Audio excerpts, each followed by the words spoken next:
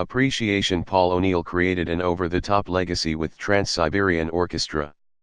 On paper, Trans-Siberian Orchestra's career arc sounds like a Spinal Tap storyline, looking for a second act after achieving some success in the 1980s.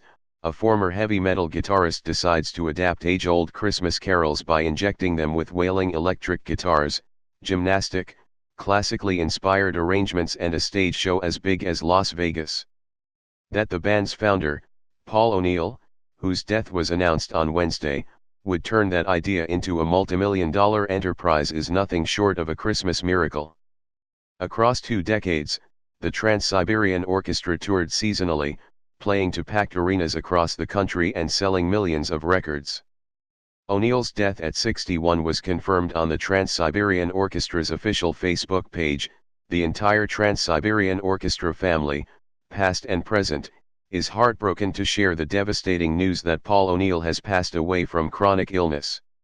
He was our friend and our leader, a truly creative spirit and an altruistic soul. This is a profound and indescribable loss for us all. Live, so was something to behold. The performances were somewhere between an opera and a concert, with narratives that carried fans on a journey and expert musicians who wrangled O'Neill's structurally complex works with seeming ease. The first, Christmas Eve and Other Stories, was a rock opera released by Lava Records in 1996. It featured what would become one of the group's most successful songs, Christmas Eve/Sarajevo 12/24. Originally recorded by O'Neill's former band Sabotage, it uses as its foundation the carols God Rest Ye Merry Gentlemen and Carol of the Bells. A sequel, The Christmas Attic, used as its conceit a child's experience in a dusty attic. Beethoven's Last Night involved the devil and Ludwig van Beethoven in a fight for the composer's soul. Were parts of these works cheesy and overwrought? Most certainly. At its climactic moments, a performance could be as ridiculous as the famed musical adaptation of A Streetcar Named Desire on The Simpsons. But they struck a chord, and by the mid-2000s, Trans-Siberian Orchestra was regularly landing near the top of concert industry trade publication Polestar's annual charts despite TSO mainly touring during the holiday season. Embracing TSO's success as a student of history, O'Neill understood the legacy of holiday-themed events. In one interview, O'Neill cited Charles Dickens' struggles with the success of A Christmas Carol. Said O'Neill, Dickens made a lot of money by reading his stories at theaters, and during the Christmas season he always wanted to do the cricket on the hearth, which he had an affinity for.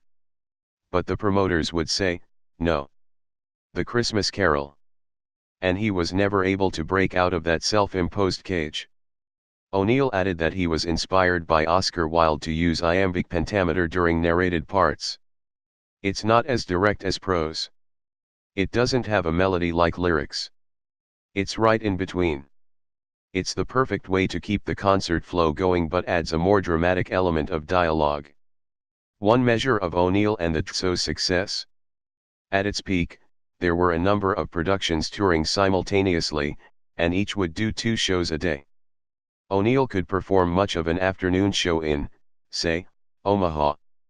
He'd discreetly exit while the rest of the group continued, hop on a private jet and race to another gig with a second iteration of the ensemble just in time to perform a New Year's Eve show in 2013 in Brandenburg Gate in Berlin following a show in America a day earlier. O'Neill described a hectic schedule. The only way to make it work was to get a plane that could fly faster than commercial, that had an extra big belly tank so we wouldn't have to land, he said. Anything that delayed us more than 90 minutes, we wouldn't make the show. Trans-Siberian Orchestra's recordings, many of which have gone platinum, have gone on to soundtrack another complex endeavor, the art of holiday Christmas light decoration. With their complicated time signatures and inherent drama, the music has inspired amateur enthusiasts to time their seasonal lighting to dance along, securing TSO's legacy for years to come.